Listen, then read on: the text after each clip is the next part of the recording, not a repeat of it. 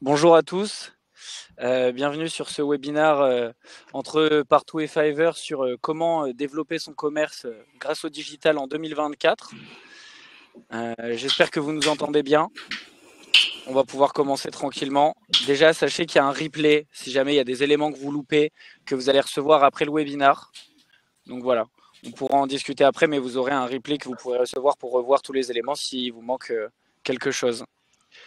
Donc, on va parler présence en ligne. Aujourd'hui, le but, c'est vraiment de savoir comment développer son commerce grâce au digital en 2024. Avant qu'on rentre dans le concret, j'aimerais déjà que tout le monde se présente. Donc, Chloé, Franck, je vous laisse tous les deux vous présenter pour savoir à qui on a affaire.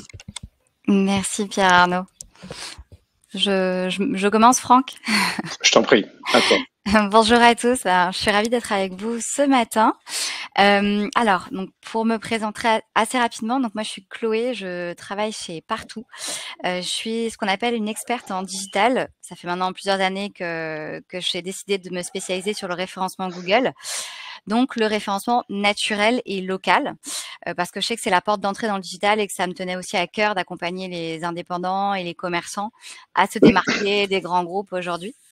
Deux petits mots sur Partoo, que vous compreniez bien. Donc, on est le leader européen, le principal partenaire technologique de Google aujourd'hui en Europe sur l'acquisition client.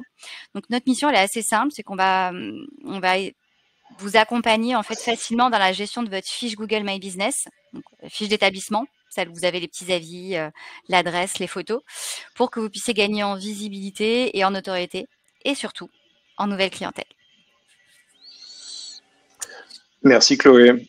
Et à mon tour de me présenter, je m'appelle Franck, je représente la marque Fiverr en France.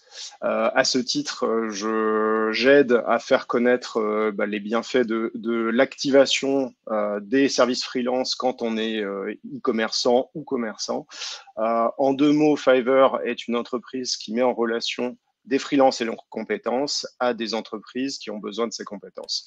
Donc, on enlève toute la friction qu'il y a dans cette recherche, cette contractualisation et la suite de la prestation d'un freelance avec une entreprise. Alors peut-être juste en 2 minutes avant de commencer, on a souhaité avoir un format d'interactivité lors de cette session. Donc n'hésitez pas à porter vos questions dans l'onglet chat qui s'affiche à droite en principe de votre écran. D'autre part, on égrènera, pour rendre un petit peu interactive la session, on égrènera la session de sondage pour aussi savoir de quelle manière vous vous appropriez les outils de visibilité dont Chloé parlait. Voilà. Donc ça, c'est en préface. Peut-être même en introduction, on peut se dire aujourd'hui, les enjeux des commerçants et le contexte des commerçants, à quoi ils ressemblent en 2024. Alors, il y a peut-être trois phases un petit peu clés. Il y a l'avant, une visite dans un commerce. Cette phase de recherche d'informations, de détection du bon commerçant se fait évidemment pour une large part en ligne, éventuellement en bouche à oreille. On va commencer à localiser le commerce, à en connaître les horaires d'ouverture. Donc ça, c'est toute la phase amont. Pendant, on a même aussi des liens avec le digital. On va essayer de voir si sur le site internet, on a des informations précises, donc à l'approche littéralement du commerce. Je vois même des personnes qui, dans un magasin, ouvrent leur téléphone et consultent leur téléphone. Donc là, on peut avoir aussi des liens avec les actifs digitaux, les réseaux sociaux, le site e-commerce ou le site commerce ou le site de vitrine du commerçant. Et l'après, évidemment, où on va évaluer le commerçant pour ce qu'il avait d'intéressant, pour les personnes qui souhaitent prendre le temps de donner un avis, et évidemment aussi en post-visite pour éventuellement se dire je reviendrai et donc je vais repérer, mettre en favori un commerce. Donc on a vraiment une continuité, un aller-retour entre la visite et l'expérience digitale et l'expérience en ligne. Et ça, c'est moi qui le dis, mais aussi des sondages, des enquêtes successives ont démontré ça. Là où 86% des Français aujourd'hui effectuent une recherche sur le web avant de réaliser un achat en magasin. Donc on a des gens qui tout simplement préfèrent savoir en amont ce qui va être disponible et avant de se déplacer, font l'effort de recherche d'informations pour optimiser leur visite. Ça permet évidemment d'avoir des taux de transformation en magasin qui sont bien meilleurs puisque les visiteurs arrivent informés et prêts à acheter d'une certaine manière. Donc ça, ces recherches se font évidemment par le vecteur de moteur de recherche, hein, Google dont Chloé parlait en l'occurrence. On va aussi avoir sur des recherches d'information, on va aussi avoir des recherches éventuellement de contexte, de conseils. Donc on va avoir des recherches de conseils qui peuvent être traitées en magasin. Donc on va se dire, je situe le magasin, je sais ce que je vais pouvoir demander, et donc on va avoir des questions qui, si elles ne sont pas traitées en ligne, vont être traitées en magasin. Et donc ça, pour 48% des Français, on a des recherches en magasin, des recherches d'informations en magasin, pour des achats qui sont généralement significatifs. On va faire cette information au préalable. On va aussi avoir une grande partie des recherches, tout simplement, qui sont des recherches d'information, de direction, d'heure d'ouverture, etc. Donc, on a finalement ces allers-retours qui existent et qui sont de plus en plus prévalents. La base des utilisateurs aujourd'hui utilisent très volontiers le digital en amont et en aval d'une recherche en magasin. Alors, 2024, le contexte ressemble aussi à quelque chose de particulier. C'est qu'une partie de nos visiteurs, notamment cet été dans les villes qui auront la chance d'avoir des épreuves olympiques, on va avoir une part éventuellement plus significative des utilisateurs qui n'auront jamais visité votre magasin. Donc des Français qui se déplacent d'un site à l'autre, et puis évidemment des visiteurs internationaux, des visiteurs étrangers qui se rendent dans votre magasin et qui évidemment n'en ont jamais fait la visite auparavant. Donc ça, c'est aussi un contexte un petit peu particulier pour cette année, mais finalement, c'est une bonne habitude à prendre en général de bien recevoir nos visiteurs occasionnels et internationaux. Voilà, c'était une longue introduction pour vous dire que je suis ravi d'être là avec Chloé et de répondre évidemment à toutes vos questions et à votre contexte. Ok, super, merci Franck. Bon, même si Franck a super bien détaillé la chose, est-ce qu'il y a des petits éléments que tu voudrais rajouter, Chloé, sur ce sujet-là? Non, mais je pense qu'il a quand même pas mal déjà donner un premier état des lieux des usages des usagers. C'est vrai qu'en échangeant beaucoup avec les commerçants et indépendants au quotidien, souvent ils me disent, et on est souvent dans un monde très digital, c'est-à-dire que j'ai la dernière fois un client qui me disait mais j'ai une boutique visible, je suis dans une rue passante et pourtant on ne me voit pas. Et en fait, quand les gens font une recherche, ils vont principalement aller regarder sur Google Maps, sur Internet, avant de venir me voir, mais alors que physiquement je suis là. Parce que ils ont majoritairement tous le nez sur leur téléphone et ils lèvent plus la tête pour voir ce qu'il y a autour d'eux. Et le réflexe premier, c'est de se dire, OK, avant de me déplacer en boutique, avant d'aller quelque part, je veux déjà avoir l'information parce que j'ai pas envie de me déplacer pour rien. Et si l'établissement que je contacte ne me répond pas ou me répond pas comme je le souhaite, bah, je n'irai pas en fait, tout simplement.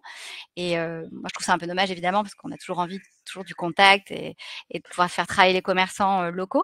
Mais il y a quand même aujourd'hui cette grosse majorité digitale qui prend le pas sur le reste. Et c'est pour ça qu'il ne faut pas passer à côté. Ok, super, merci Chloé. Bah, pour rester sur ce sujet-là, mais de manière un petit peu plus spécifique par rapport à ce qui arrive, là, je pense notamment aux JO, aux Jeux Olympiques qui vont se passer à Paris, ou même l'arrivée des touristes avec l'été pour beaucoup d'endroits. Donc, quels sont selon vous les enjeux numériques face à ces nouvelles opportunités, alors que ce soit les Jeux Olympiques ou tout simplement l'été et la saison touristique qui arrive?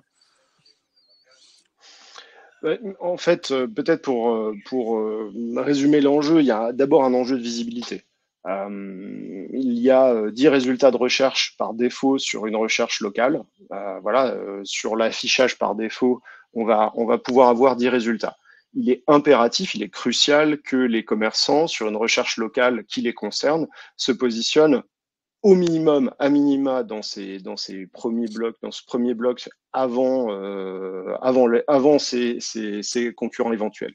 En haut de page, on a une stratégie où le premier résultat capte l'essentiel des clics de la page. Donc en plus, dans cette première page, il est vraiment très, très judicieux de se positionner aussi haut que possible. Donc on est vraiment dans un effort de visibilité online. Alors là, je parle des moteurs de recherche, mais la même chose est vraie sur les réseaux sociaux. C'est un élément d'assurance et de confiance qui est projeté sur un commerçant. Si ce commerçant a des avis Google éventuellement, a fait l'ouverture d'un compte associé, est présent éventuellement sur l'un ou l'autre des réseaux sociaux qui permettent de projeter une image tout simplement de le commerce existe et est encore actif et éventuellement projette déjà une image assez futurs visiteurs. Donc ça, c'est sur la partie digitale. C'est tout simplement toute cette partie amont, la visibilité, et donc l'existence du commerce et ses attributs qui sont proposés aux utilisateurs. Mais c'est aussi offline. Finalement, un commerce, évidemment, draine une partie de ses visiteurs à partir des personnes qui passent dans la zone de chalandise, dans la fameuse zone de chalandise, c'est-à-dire la zone qui draine les visiteurs qui passent par là.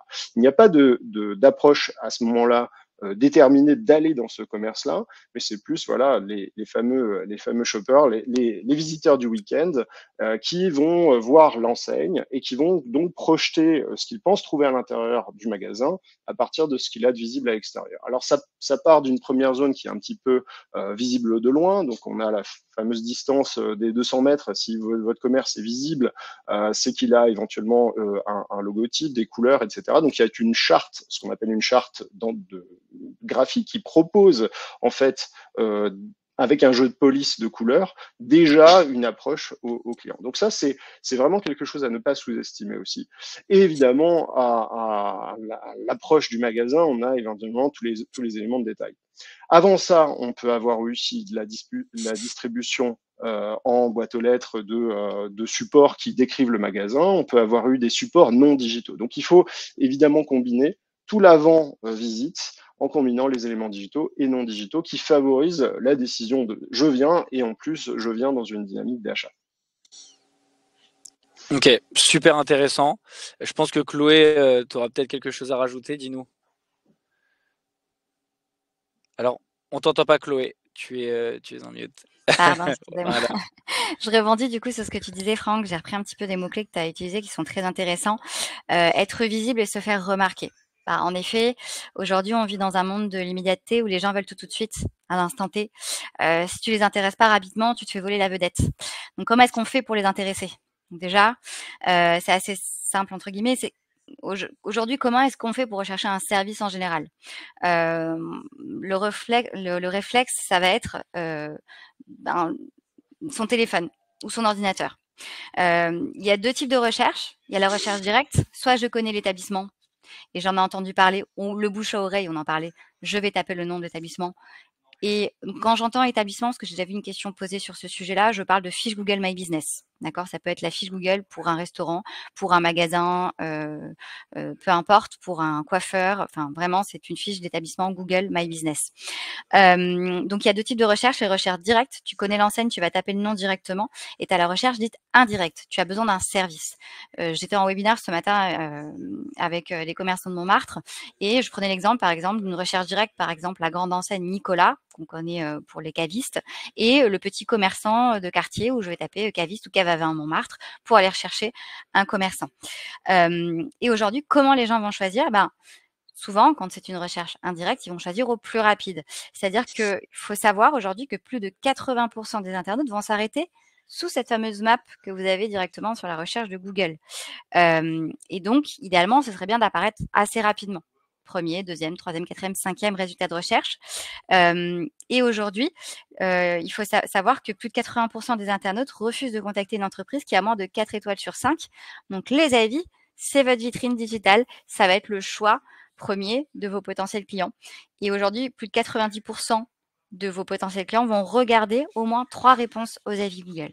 Donc, la fiche Google My Business aujourd'hui, ça va être la porte d'entrée de votre commerce digital. Je dis bien.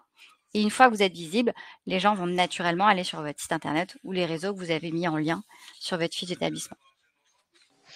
Voilà. Et à cet endroit-là, ils vont commencer à découvrir votre environnement, les attributs de votre marque et donc les signes graphiques de votre marque. Donc, dans la continuité après la recherche, et donc l'intention est matérialisée, là, il commence à y avoir une préférence. Et vous validez cette préférence en projetant ce qu'il faut. Tout simplement une marque professionnelle, et là c'est votre secteur, dans les codes de vos secteurs, vous projetez un branding. Alors branding c'est un mot anglais mais qui veut dire marque, vous projetez des signes de la marque qui sont rassurants et qui correspondent à ce que l'utilisateur veut. Si vous avez la chance vous travaillez en réseau, vous êtes un établissement qui fonctionne en réseau, vous avez déjà une marque qui est projetée par la tête de réseau. Si vous êtes un commerce indépendant, vous avez aussi une marque à projeter. Et donc, les signes de la marque sont importants. Donc là, sur le site web, évidemment, évidemment, vous projetez votre logo, vous projetez éventuellement la promesse que vous formulez à vos visiteurs. Si vous êtes caviste, vous allez projeter une promesse d'expertise, éventuellement, de convivialité, de grands choix. Vous allez projeter des valeurs et des choses qui intéressent vos visiteurs. Vous allez aussi projeter éventuellement des éléments visuels qu'il faut bien traiter, donc soit via des photos, soit des illustrations, soit éventuellement même une vidéo qu'on souhaite aussi professionnelle que possible. Mon conseil d'ordre général ici, c'est faites simple, mais faites professionnel. Essayez de projeter une image que vous, en tant que visiteur d'un commerce, souhaiteriez attendre. Donc, mettez-vous à la place de votre visiteur et dites-vous, qu'est-ce que je penserais d'un commerce qui me présente un site e-commerce un site simple mais professionnel. Eh bien, ça me donne envie, ça me donne confiance pour éventuellement formuler une visite.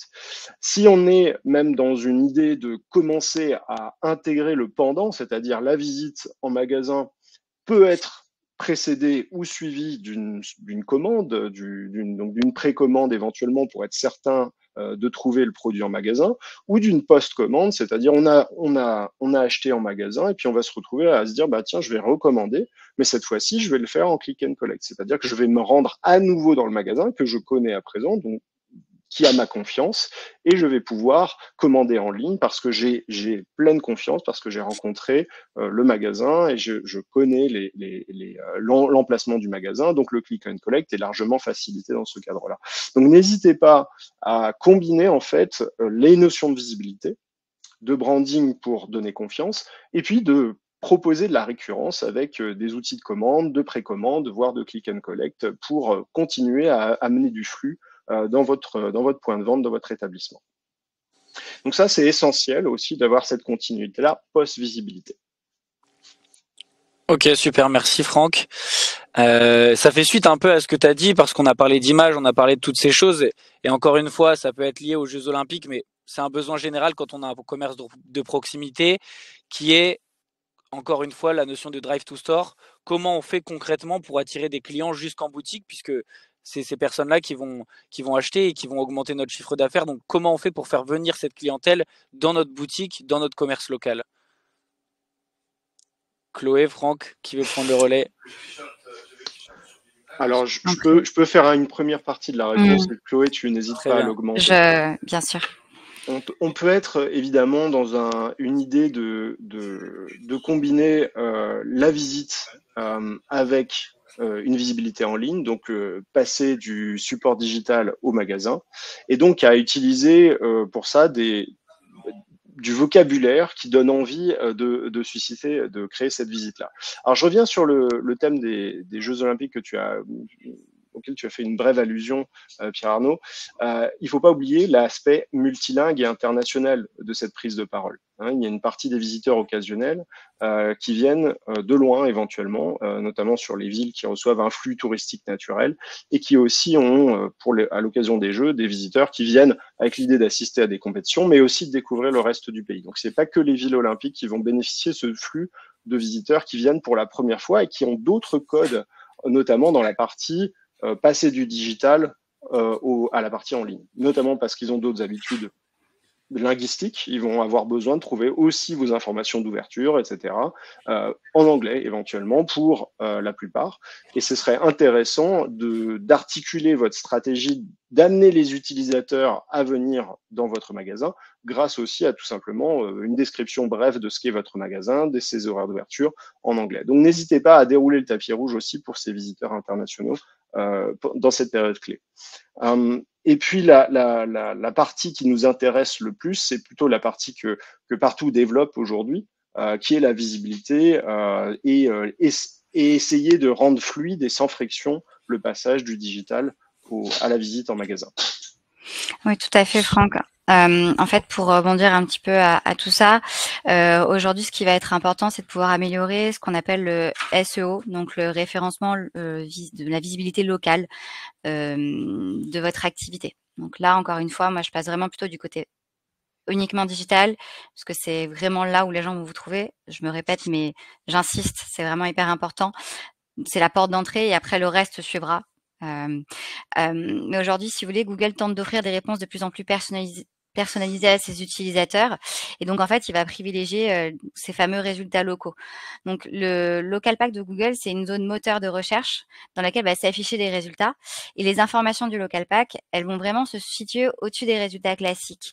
Et il va y avoir beaucoup d'informations, premières informations que les potentiels clients vont voir concernant votre commerce. Donc, évidemment, les photos, les avis, mais il y aura aussi l'adresse, le téléphone, les horaires d'ouverture, potentiellement les produits que vous allez pouvoir ou les services que vous mettez en avant, les actualités aussi du commerce. Vous faites des promotions ou vous parlez de nouveaux événements dédiés à votre activité. Et toutes ces fiches Google, elles sont présentées sur une map où les gens qui sont pas très loin, en fait, finalement, vont pouvoir vous trouver, ou même s'ils sont loin, vont chercher localement. Par exemple, moi, je suis à Paris et je pars en week-end en Normandie avec des amis et je cherche un restaurant de fruits de mer parce que je sais que dans 2 semaines, je pars et j'aimerais réserver. Donc, je vais chercher restaurant de fruits de mer avec le nom de la ville dédiée et puis, je vais choisir ce qui apparaît rapidement et surtout ce qui est bien noté. Donc, aujourd'hui, c'est tout un travail d'optimiser sa fiche Google My Business pour qu'elle soit visible. C'est-à-dire qu'il y a une optimisation à faire et une réponse à donner à un algorithme. Aujourd'hui, si vous faites les recherches, vous tapez améliorer son classement local sur Google, vous allez sur le site, évidemment pas les sites sponsorisés, mais le site de Google, et vous voyez Google vous donne des critères importants. Évidemment, il se garde le droit de pas tout vous dire, parce qu'aujourd'hui, il y a toujours une petite partie de mystère.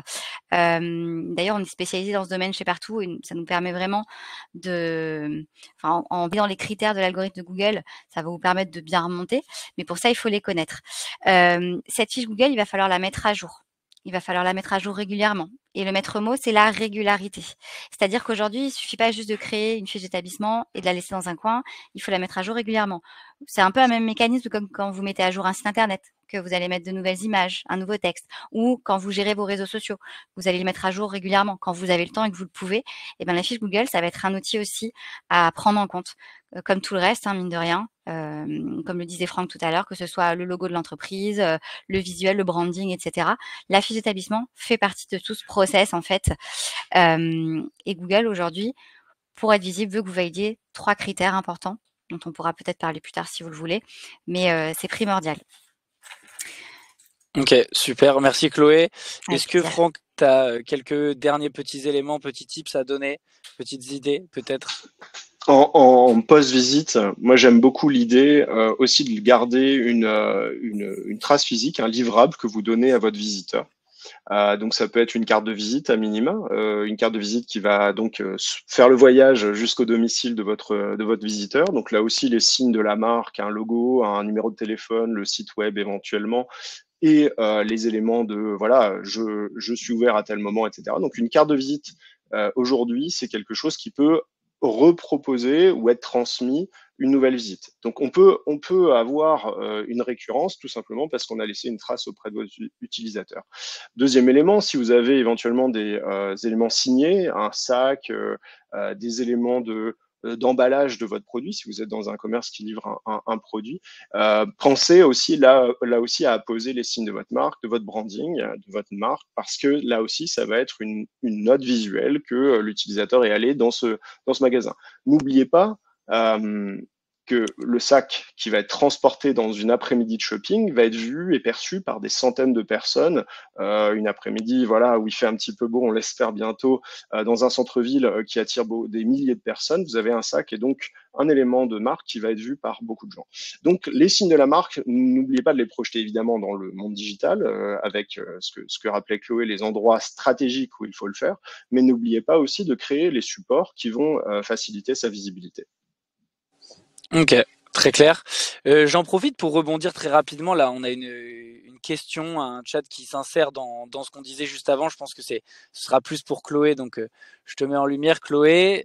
La question c'était bonjour, peut-on avoir les critères indispensables? Donc je pense que ça faisait référence aux critères indispensables de la fiche Google My Business. Si tu peux nous donner rapidement ces critères-là, je pense que Bien on fera une sûr. personne heureuse. Écoutez, c'est 3 critères qui sont indissociables aujourd'hui parce que, donc comme je vous le disais, la première chose, c'est que Google, c'est un petit robot qui va vouloir vérifier si vous êtes en activité. Donc la mise à jour régulière de cette fiche, elle est importante. Le post de photos, la demande d'avis, la réponse aux avis, la modification des horaires quand il y a des jours fériés, c'est quelque chose qui va être important pour Google. Mais aujourd'hui, si vous faites ça et seulement ça, dites-vous bien que tout le monde peut le faire. On a tous une fiche d'établissement, plus ou moins, un site internet, des réseaux sociaux, donc ça va pas suffire à Google pour se dire, OK, je vais mettre cette fiche en avant, je vais vouloir la faire remonter naturellement en visibilité. Donc ce que Google va regarder, donc c'est évidemment 3 critères. Le premier critère, c'est critère de localisation qu'on ne pourra pas toucher. On va dire que c'est 20% du référencement, 99% des entreprises le valident. Le référencement naturel local Google, enfin, comme je viens de le dire, c'est du local. Ensuite, vous avez votre e-réputation, la notoriété. Google ne vous connaît pas, vos potentiels clients ne vous connaissent pas. Le choix va être vite fait, je vous l'ai dit, c'est les avis. Donc les avis, c'est 30% du référencement. Google va regarder le nombre d'avis que vous avez, la note, si les avis sont récents, d'où l'intérêt d'en demander régulièrement. Je sais qu'on a peur de demander, mais il ne faut pas hésiter. Et si vous répondez, et la réponse, c'est sous 48 heures, pas laisser traîner. Il y a trop d'entreprises qui mettent au moins 6 mois à répondre. Je vous donne un exemple. Demain, vous avez 200 avis qui datent de plus de 6 mois, une note de 5 sur 5. Vous ne répondez pas, vous ne demandez pas. Vous avez un concurrent qui s'installe en face de vous, qui a 30 avis, 4 étoiles, qui répond à chacun. Il peut grappiller les places en visibilité. Mais ça, c'est à travail égal. Ce qui va vraiment changer la donne au niveau de votre visibilité, c'est surtout le troisième et dernier critère qu'on appelle la pertinence. Le but de Google aujourd'hui, c'est de présenter des résultats fiables pour que vous, comme moi, quand on fait des recherches en ligne, on ait les meilleurs résultats possibles. Donc, ce que fait Google, c'est qu'il va scanner votre fiche d'établissement. Il va vérifier toutes les informations que vous avez dessus. Il va regarder le nom, l'adresse, les horaires, le téléphone, les produits que vous postez, les services, vraiment les photos même, les actualités. Tout ça, ça scanner et passer au peigne fin. Et ces informations-là, elles vont être vérifiées, mais pas n'importe où. Google a créé ce qu'on appelle des accords avec des plateformes qu'on appelle des domain authority. Donc, vous allez avoir des annuaires locaux, des réseaux sociaux et des GPS. Et en fait, plus il va retrouver vos informations copier-coller à l'identique sur ces plateformes, plus il va valider votre authenticité et votre pertinence, plus il aura envie de vous mettre en avant.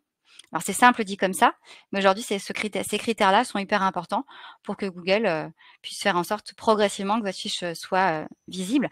Petite parenthèse, le référencement naturel, c'est quelque chose qui prend du temps. Donc, si vous avez des creux dans l'année, si par exemple, je sais pas, moi, au mois de novembre, c'est la période la plus creuse de votre activité, ne commencez pas à travailler le SEO, le référencement naturel, le mois d'avant. En général, quand on commence à travailler le référencement naturel, il faut au moins 5-6 mois pour commencer à avoir des résultats, en moyenne. Évidemment, ça varie en fonction de l'activité et de la zone où vous êtes. Ce sera beaucoup plus long dans une grande ville, vous avez plus de concurrents. Et aussi de ce que vous faites sur votre fiche d'établissement. Parce que ça va un petit peu faire monter la mayonnaise, entre guillemets, si vous faites tout correctement. Voilà dans les grandes lignes. Ok, super, merci pour cette réponse très claire. Donc là, on a parlé de pas mal d'outils, on a parlé de pas mal de points sur lesquels il faut appuyer pour ramener les gens dans notre commerce. Maintenant, la question, c'est concrètement comment on met en place ces outils, comment on fait pour les mettre en place pour attirer ces gens dans nos commerces. Qui prend le... Je t'en prie, Chloé. Je suis désolée, ça a coupé, j'ai entendu la moitié de ta question. Alors, c'était comment mettre en place ces outils. Tous les outils qu'on a évoqués avant, comment on fait pour les mettre en place? Eh ben, écoute, c'est une très bonne question. Déjà, il va falloir être assez régulier. Donc, pour moi, la première chose, c'est vraiment de se trouver des temps pour pouvoir déjà mettre à jour sa fiche. En tout cas, je vais parler de Google exclusivement parce que je suis pas vraiment spécialisée sur une fois que tu es en magasin physiquement, et je laisserai Franck répondre là-dessus. Mais aujourd'hui, il va falloir vraiment prendre cette fiche d'établissement comme votre carte de visite. C'est les nouvelles pages jaunes, hein, Google. C'est là où vos clients vont trouver les informations, que ce soit de la recherche directe ou indirecte. Donc, il va falloir actualiser les infos pour que vos clients les trouvent au maximum. Il va aussi falloir tout simplement se faire accompagner parce que aujourd'hui, si vous faites comme le voisin, bah, ça changera pas la donne. Aujourd'hui, vous avez votre métier et d'autres personnes comme Franck, comme moi, sommes spécialisés dans notre domaine et très clairement, compléter ces informations sur toutes les fameuses plateformes dont je vous ai montré, je vous invite à essayer de le faire, ce sera très compliqué. L'erreur est humaine et surtout les plateformes sur lesquelles il faut diffuser vos informations, ce sont des plateformes qui sont des plateformes partenaires de Google où vous n'avez pas forcément tous les accès. Donc, il faut savoir bien s'accompagner, enfin se faire accompagner et s'équiper de solutions et d'outils clés en main pour faciliter la prise en main. Parce qu'on le sait aussi, quand on tient un restaurant, on va passer 90% de notre temps dans notre restaurant et les moments de temps libre, on va vouloir les passer en famille et entre amis. Et on n'aura pas forcément l'énergie pour pouvoir faire tout le reste. Donc, vraiment savoir bien s'accompagner Et d'ailleurs, je vous invite vraiment à faire cette recherche, je le redis, améliorer son classement local sur Google et à d'aller sur le site de Google. Et je l'ai noté ici, je vous le redis. Le conseil de Google, il n'existe pas de moyen de payer pour obtenir un meilleur classement local sur Google ou d'en faire la demande. Nous faisons d'ailleurs le maximum pour préserver la confidentialité des données sur nos algorithmes de recherche afin de rendre notre système de classement le plus équitable possible pour tous. Donc ça dit bien ce que ça veut dire. Aujourd'hui, il vous donne quelques éléments, quelques billes que vous pourrez faire par vous-même. Mais après, très clairement, la partie confidentielle donne le droit à Google de partager les informations avec ses partenaires. Donc voilà, si vous avez l'occasion de travailler avec quelqu'un pour vous accompagner et faire appel soit à des spécialistes en référencement naturel comme nous, ou alors à des freelances comme tous les freelances chez Fiverr. Super, merci Chloé. Effectivement, tu as bien rebondi là-dessus. J'allais poser la question, j'allais dire maintenant, Franck, qu'on sait comment gérer du coup la fiche Google My Business et ce qui s'ensuit. Toi, tu as peut-être des éléments autour sur lesquels tu as une expertise et nous dire comment mettre en place toutes ces choses qui peuvent nous aider. Tout à fait. Donc on a bien vu les trois phases un petit peu critiques, la partie construction de la visibilité, où là des outils et l'accompagnement du type Partout peut vraiment être favorable pour la partie Google My Business, puisque c'est votre, je vais continuer l'analogie, c'est les pages jaunes qui existaient auparavant, mais qui là deviennent le premier point de contact. Ensuite, pour le reste de l'histoire, le pendant, on peut éventuellement développer un outil de commande, on peut développer un outil de précommande, de click to collect. Et là, on sort, autant on peut s'informer de comment créer son référencement local et se faire une idée de comment ça fonctionne, autant là, on est sur des expertises complètement différentes. On est vraiment sur un autre métier de développer ces supports-là. Donc, il est bon là de se dire la délégation, faire plutôt que faire, est absolument crucial. Vous ne voulez pas passer du temps à créer un site e-commerce, vous ne voulez pas passer du temps à développer un site de précommande ou de click to collect. Ça n'aurait pas de sens. Donc là, il est bon de se faire accompagner, de se dire voilà dans quelle logique ça a de l'intérêt de le faire développer.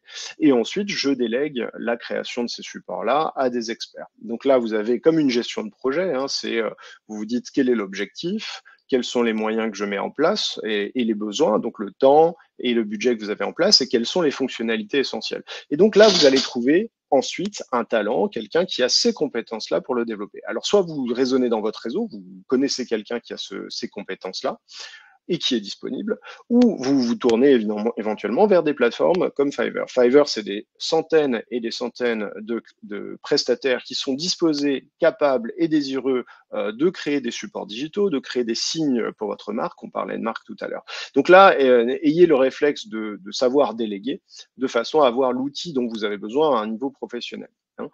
Vous pouvez aussi, et là c'est sur la troisième partie de l'expérience, le post-commande, vous pouvez avoir évidemment là aussi une réflexion qui est proposée par un freelance. Donc là, quand on parle des réseaux sociaux éventuellement, quand on parle de la partie création de support papier pour proposer à vos utilisateurs un livrable, un sac, une carte de visite, un menu, éventuellement dans sa version traduite, là, vous avez aussi de l'infographie, des personnes qui vont être chargées de créer ces supports et qui ont toutes les bonnes pratiques d'ores et déjà. Donc, n'hésitez pas à déléguer aussi pour avoir le meilleur de la création et aller directement à l'essentiel.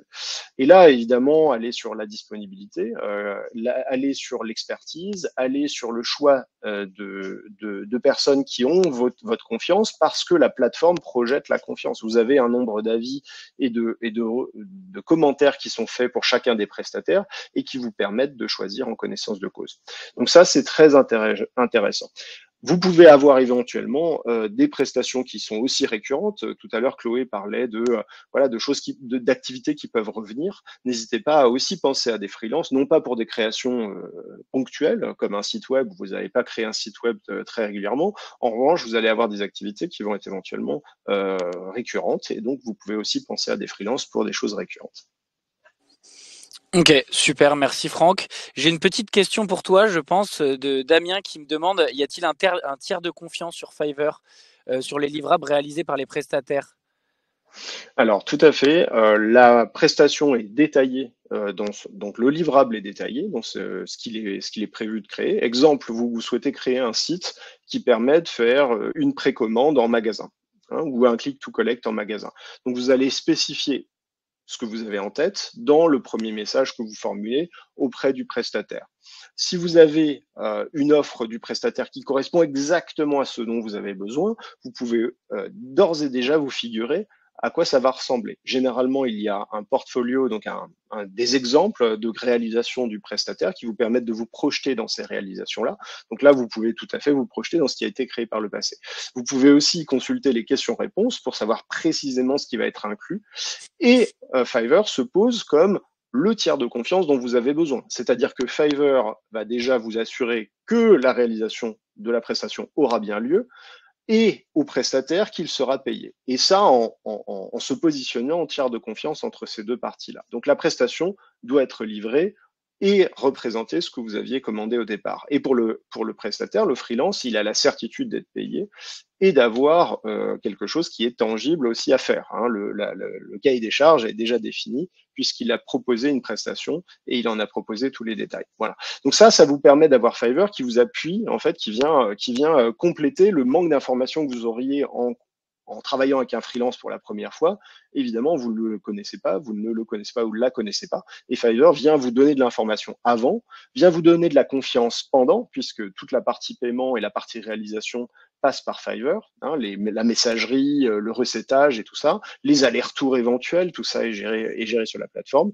Et évidemment aussi la conséquence, c'est-à-dire que vous avez le droit de dire bah non, ça correspond pas. Et donc, s'il y a un problème, Fiverr aussi vient vous aider et définir ce qui étaient les obligations des uns et des autres et éventuellement, dans les rares cas où ça arrive, là où se trouve la voie de résolution. Donc, vous n'êtes pas non plus laissé tout seul si jamais vous avez un sujet avec votre freelance et Fiverr se pose pour résoudre l'éventuelle friction qu'il va y avoir sur cette partie-là.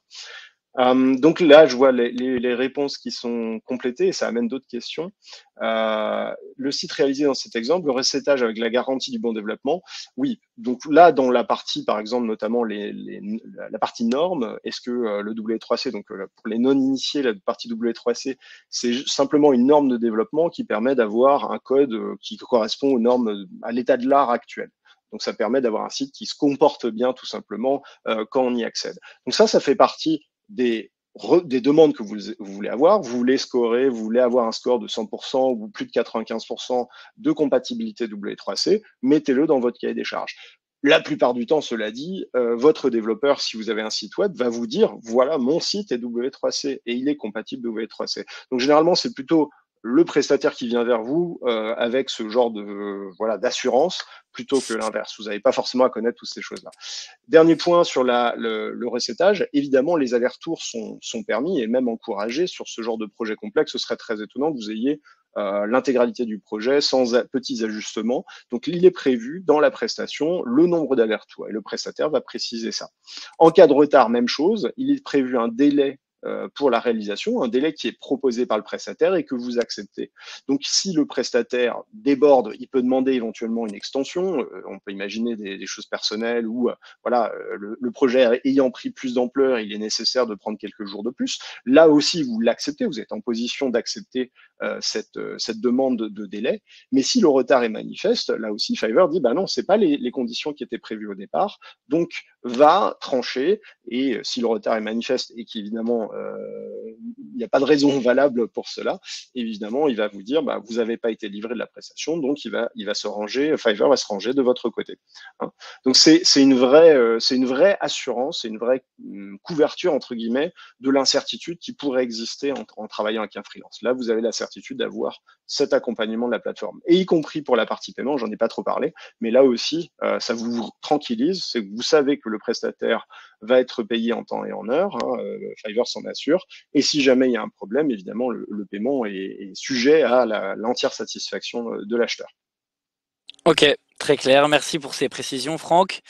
On a encore 2-3 petits points à voir avant de répondre à vos questions. On va essayer d'y arriver assez rapidement, mais il y a 2-3 petites choses que j'aimerais bien revoir. Déjà, alors ça va plus être pour Chloé, en l'occurrence.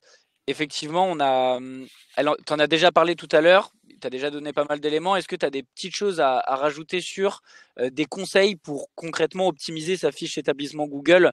On a parlé des critères tout à l'heure. Est-ce que tu as des petits points là-dessus que tu pourrais rajouter pour finaliser ce point-là?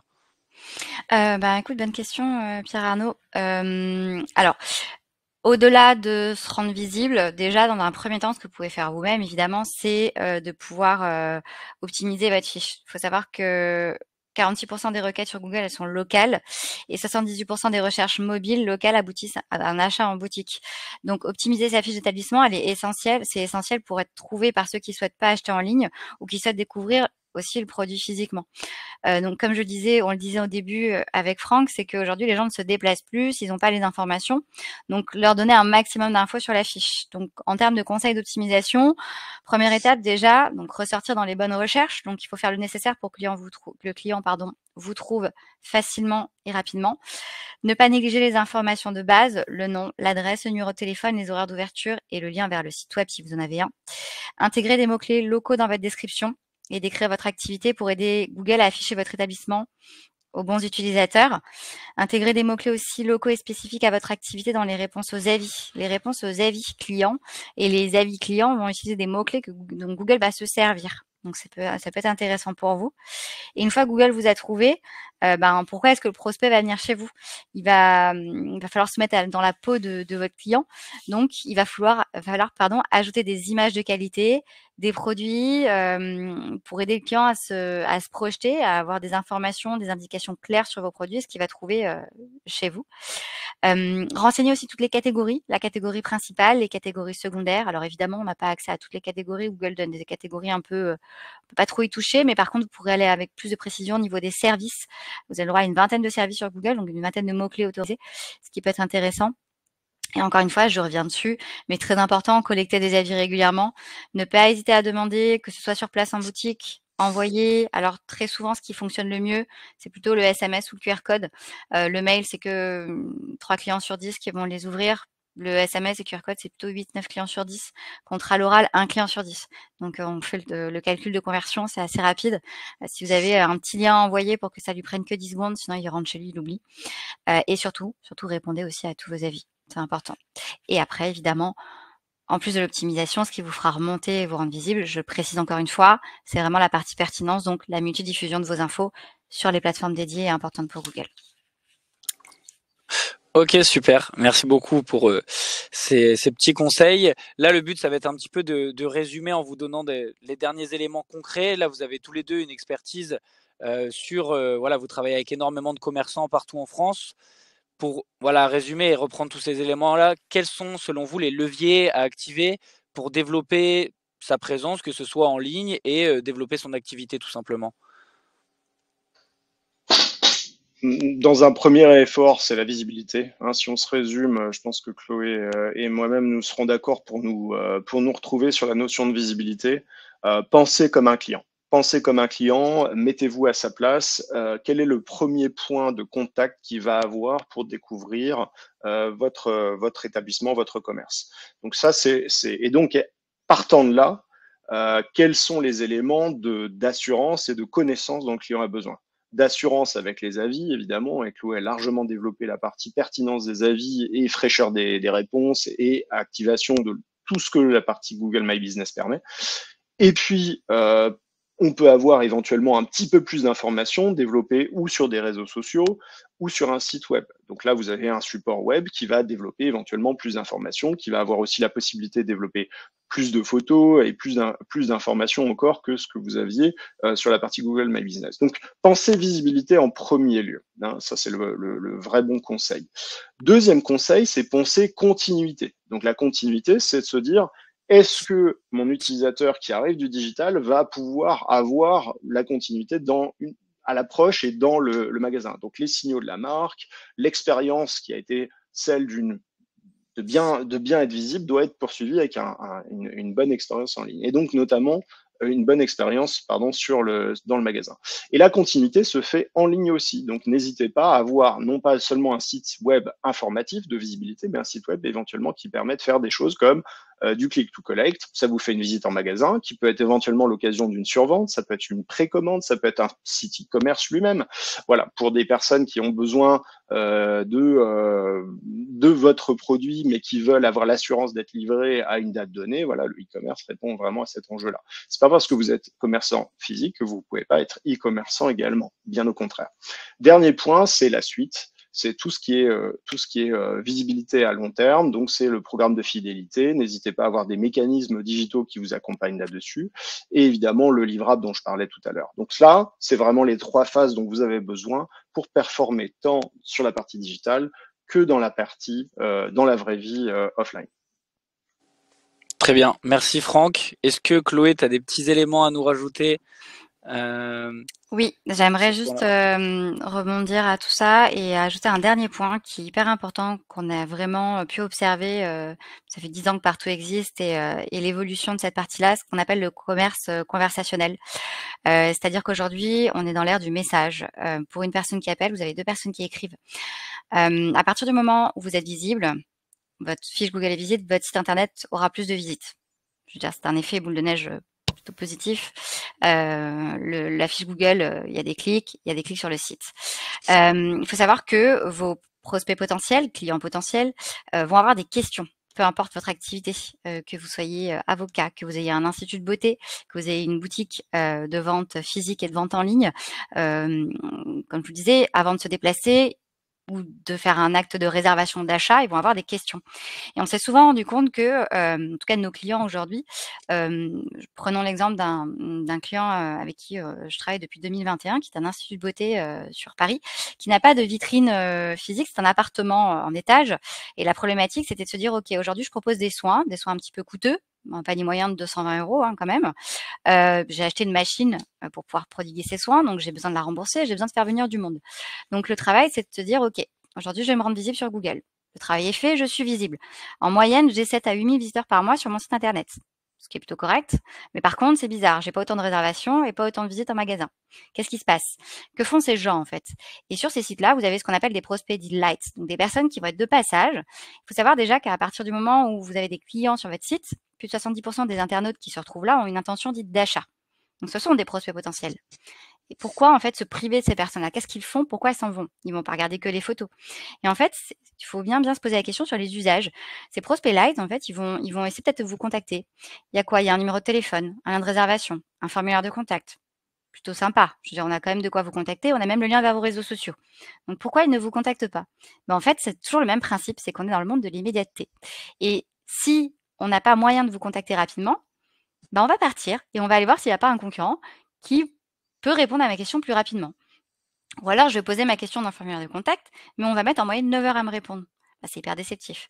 Et je dis 9 heures parce qu'on a fait le calcul. Nos clients mettaient, aujourd'hui ça va un peu mieux, en moyenne 9 heures à répondre à leurs clients. Sachant qu'aujourd'hui, un client veut une réponse dans l'heure. Bah ouais, c'est comme ça. Donc, le commerce conversationnel aujourd'hui, il est hyper important. Et je ne sais pas si vous observez un petit peu les sites sur lesquels vous vous baladez, il y a souvent des petites bulles en bas à droite, soit la petite bulle WhatsApp, soit un chatbot. Mais les gens essayent d'avoir un autre moyen de communication avec leurs clients. Alors le chatbot, c'est hyper déceptif, je vous invite à pas le faire, parce qu'il faut rester la page ouverte, à attendre que ça nous réponde, et c'est toujours un peu déceptif. WhatsApp, c'est très bien, mais c'est un tiers des utilisateurs.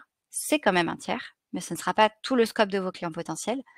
Et donc, aujourd'hui, nous, on le voit, on l'a installé depuis 1 an et demi, un petit web chat sur le site de nos clients qui permet d'avoir des réponses soit par SMS, soit par Messenger, soit par WhatsApp. Et en fait, le client a une réponse automatique dédiée, vraiment personnalisée. Et après, vous pouvez prendre le lead. Et c'est vraiment le pied dans la porte et c'est ce qui permet aujourd'hui de développer une bonne partie du chiffre d'affaires et de transformer ces prospects light en clients potentiels et en chiffre d'affaires potentiel. Donc voilà, c'était la petite parenthèse commerce conversationnel. Mais aujourd'hui, il faut pouvoir être hyper réactif aussi à ce niveau-là. Super, merci Chloé.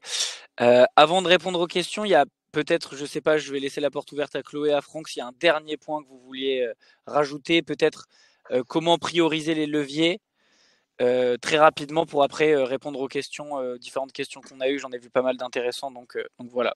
Si un de vous deux veut prendre la parole. Alors, je vais faire un petit détour au motif d'une question qui a été posée dans le chat. C'est est-ce que nos conseils s'articulent aussi pour les commerçants qui proposent des services? Et la réponse est évidemment oui, hein. Tout ce qu'on développe, la logique est la même. Vous avez besoin de visibilité avant une visite. Vous avez besoin de démontrer des éléments d'information et de conviction auprès de vos futurs visiteurs. Chloé parlait de visibilité relative, évidemment, dans la partie Google My Business. Vous avez besoin de signes d'une marque. Vous avez besoin de la possibilité d'être contacté éventuellement avant une visite. Donc toute la partie avant, c'est exactement la même chose. La partie pendant, là aussi, évidemment, vous avez moins de PLV, de support, où vous proposez un produit. Néanmoins, vous pouvez avoir des affiches, vous pouvez développer aussi une vraie identité de marque, vous avez des cartes de visite, donc ça change pas non plus. Et post-visite, alors vous faites pas évidemment de click and collect ou de choses comme ça, mais néanmoins, la partie post-visite, tous les livrables, la carte de visite, le programme de fidélité, et puis la partie conversationnelle dont parlait Chloé, post-visite, c'est exactement la même chose. Donc, parfait alignement entre les recommandations qu'on a faites pour des commerçants de produits physiques et de services. Ouais, écoute, Très clair. je pense que tu as tout dit, Franck. Ouais. Super, merci Franck. Alors, avant de répondre aux questions, je vais en profiter pour exposer la petite surprise de fin de webinaire. J'ai vu que la question avait déjà été posée par Ahmed, je crois, dans le chat, s'il y allait avoir une offre suite au webinaire, et effectivement, c'est le cas. Donc, j'en profite pour vous les montrer avant de répondre à vos questions. Donc, dans un premier temps, grâce à Fiverr, vous avez une offre spéciale chez Partout qui vous permet d'avoir un coaching personnalisé d'une 30aine de minutes qui vous permettra de faire un détail de votre fiche Google My Business, et vous aurez enfin 25% de remise sur les offres Partout. Donc voilà, c'est une offre à saisir. On vous enverra de toute manière toutes ces offres-là, les QR codes pour y accéder post-webinar, avec le replay bien évidemment. Et le deuxième point, c'est Fiverr qui vous offre moins 10% sur votre première commande avec le code JEU24. Donc voilà, pas mal de choses à faire.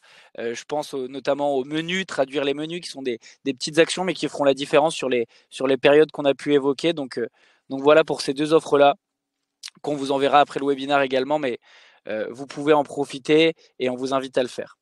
Donc, pour répondre aux questions qui ont été posées, j'en ai vu beaucoup d'intéressantes, il va falloir qu'on sélectionne. Je ne sais pas si Chloé, Franck, il y en a déjà que vous aviez vu, que vous aviez repéré. Ouais, moi j'ai vu une question de Alexandre Panizzi. Je pense pas qu'on y ait répondu et qu'il a reposé dans le chat aussi une deuxième fois. Donc Alexandre demande, est-ce qu'il y a un intérêt à créer une fiche Google My Business pour un site 100% digital comme un site d'information news? Alors non. Aujourd'hui, un site d'information reste un site d'information. Vous ne pourrez pas créer de fiche Google My Business pour un site de news. Voilà. Je ne sais pas si tu veux voir d'autres questions, PA. J'ai une autre question pour toi, Chloé, tant qu'on y est, qui est bonjour Chloé, pouvez-vous donner un exemple d'insertion de mots-clés locaux dans les réponses aux avis de Catherine? Je ne sais pas si tu as un exemple là-dessus. Oui, très bonne question. Prenez un exemple tout simple. Vous faites une recherche sur Google, vous cherchez un coiffeur. Donc vous allez taper coiffeur Paris, par exemple, et vous allez préciser ce que vous voulez. Par exemple, coiffeur coupe femme. Donc je vais faire cette recherche, et en fait ce que Google va faire, c'est qu'il va aller chercher ce petit mot-clé, donc le service en fait qui a été dédié, dans l'avis client et la réponse aux avis. Donc une cliente va pouvoir vous répondre, merci pour vos services, tel service X, je vous en prie, n'hésitez pas à revenir, nous serons ravis de vous proposer à nouveau ce service, et renommer en fait cet élément. Donc c'est vraiment les mots-clés qui vous sont dédiés en fonction de votre activité. Vous pouvez le réutiliser dans la réponse, et le mieux c'est quand le client aussi le fait et joue le jeu de son côté. Super, merci Chloé. Peut-être Franck, tu auras un élément là-dessus. C'est une question qui n'est pas évidente, mais c'est Jessica qui a dit, alors c'est pas vraiment une question, mais elle a dit effectivement, ma boutique est sur Vauvert, c'est un petit village, je n'ai pas beaucoup de visibilité, je fonctionne par réseau pour les ramener à moi. Comment est-ce qu'on peut faire peut-être demain pour amener de la clientèle, même si ça reprend un petit peu ce qu'on a dit tout au long du webinaire, mais voilà, si demain on est dans un petit village, on n'est peut-être pas à Paris, peut-être pas à Lyon ou à Toulouse, comment on peut faire? Et l'essentiel des commerçants de France ne se situe pas dans ces villes. Donc effectivement, il faut que nous. Alors là, je vais indiquer, enfin, je vais mentionner un élément de la question. Je fonctionne par réseau. Et c'est vrai de la plupart des commerçants. Vous avez vos visiteurs et les visiteurs qui vont parler de vous. Donc, soit vous vous dites, ce bouche à oreille, il existe, j'en bénéficie, mais je ne l'active pas de manière spontanée. Ou alors, vous dites, justement, c'est parce que c'est une des forces de mon commerce que d'attirer des personnes qui sont venues parce qu'elles ont entendu parler de mon commerce et qu'on aura recommandé le commerce et ce qu'il propose. Et c'est comme ça qu'ils ont découvert votre commerce. Donc, appuyez-vous sur ça.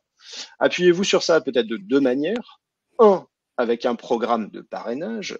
Vous pouvez avoir éventuellement, avec un outil digital ou un simple mécanisme que vous activez sur un papier, où vous dites, vous amenez quelqu'un que vous connaissez, voilà l'offre dont vous bénéficiez, vous en tant que parrain, et la personne qui viendra de sa part.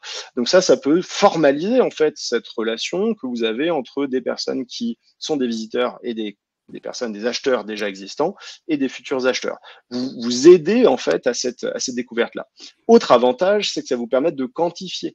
Ça vous permet de quantifier, de vous dire, oui, il y a beaucoup de personnes qui entendent parler de mon commerce et qui viennent grâce à ça. Si vous activez cette fonctionnalité, à ce moment-là, vous allez pouvoir quantifier aussi ce phénomène dans les visiteurs de votre magasin.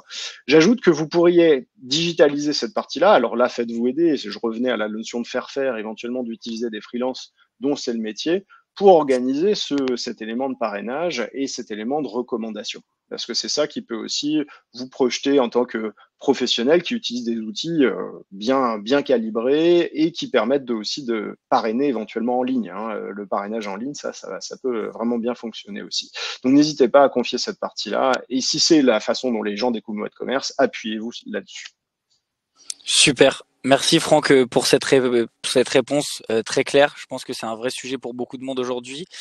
Là, j'ai une petite question, je pense, qui n'est pas évidente non plus, parce que voilà, ça dépend de Google et je pense que Chloé pourra nous aider là-dessus. Voilà, la réponse, normalement, elle s'affiche à l'écran. C'est comment justifier son adresse quand on veut avoir une fiche Google, mais qu'on est prestataire se déplaçant au domicile des clients. Je pense que c'est une question qui n'est pas facile. Et oui. Quand on n'a pas de vitrine, c'est vrai que c'est pas évident. Dans tous les cas, Google va vous demander de valider votre établissement avec une vidéo. Donc, que vous ayez une adresse société à votre domicile ou vous ayez une vitrine, il va falloir faire cette vidéo et l'envoyer. À partir du moment où vous êtes enregistré en ligne avec les bonnes informations, Google va valider votre fiche. Mais ce que Google va demander quand vous avez non pas une vitrine, mais une adresse où vous habitez, donc il ne faudra pas la laisser apparaître sur la fiche, mettre juste en fait des zones desservies. Sinon, votre fiche pourrait être suspendue. Donc, la validation par vidéo, elle sera obligatoire. Vous montrez l'adresse. En fait, Google va vous localiser si vous voulez. Donc, il faut quand même le faire et l'envoyer. Et peut-être envoyer des justificatifs s'il le demande. Il se peut qu'ils vous disent que ça prendra quelques minutes à valider et vous attendez encore, ça fait une semaine ou deux. C'est normal, c'est Google, c'est un outil gratuit. Donc, il ne faut pas s'attendre à une réactivité très, très forte. Mais peu importe. En fait, il faut quand même envoyer cette vidéo. Si vraiment vous avez un souci, il faut leur envoyer un ticket. Il y a un lien dans le support de Google où vous pouvez leur faire une demande pour valider la fiche d'établissement. Mais dans tous les cas, on ne peut plus bypasser ces validations vidéo. Voilà, c'est obligatoire. Très clair, merci Chloé. Est-ce qu'il y a des dernières questions? Là, je vois plus de questions. Est-ce qu'il y a des dernières questions que vous voulez poser? Je pense qu'on a répondu à pas mal de choses, notamment Chloé et Franck qui ont apporté beaucoup d'éléments, avec Partoo et Fiverr qui apportent une réponse quand même assez globale à comment se préparer et comment amener les clients, notamment avec ce qui arrive, les Jeux Olympiques, l'été et autres, de toute manière, puisque c'est le sujet au jour le jour pour les commerces de proximité. Donc voilà, est-ce qu'il y a d'autres questions? Je n'en vois plus. Peut-être une dernière mention, parce que je parle des Jeux Olympiques, je le répète, n'hésitez pas à articuler toutes ces bonnes pratiques-là, y compris en anglais, pour accueillir correctement nos touristes. On a la chance en France de recevoir énormément de touristes, et donc c'est des touristes qui ont généralement du pouvoir d'achat, donc ne serait-ce que faire la différence également avec une présence minimale en anglais peut vraiment vous aider. Cet effort-là de projeter en anglais peut payer, donc si vous êtes confiant dans la langue de Shakespeare, vous pouvez le faire vous-même, et sinon, n'hésitez pas à vous faire assister le cas échéant. Ok, super, merci Franck. Bon, écoutez, je pense qu'on arrive au terme du webinar. J'en profite pour nous relancer sur les les petites promotions offertes par Partout et Fiverr, donc 25% chez Partout et 10% sur votre première commande Fiverr. N'hésitez pas, allez-y. Il y aura un replay. J'ai revu la question, mais effectivement, il y aura bien un replay qui sera envoyé après le webinar. Donc, n'hésitez pas à le regarder s'il y a des éléments que vous avez loupés. C'était un plaisir d'être avec vous. C'était un plaisir d'être avec toi, Chloé, et avec Oui, toi, merci beaucoup. Franck. Merci à tous pour votre écoute. Et puis, on vous souhaite une super bonne journée et une très bonne semaine. Bonne journée à tous. Allez, au revoir. Au revoir, merci à tous et belle journée. Au revoir. Bonne journée.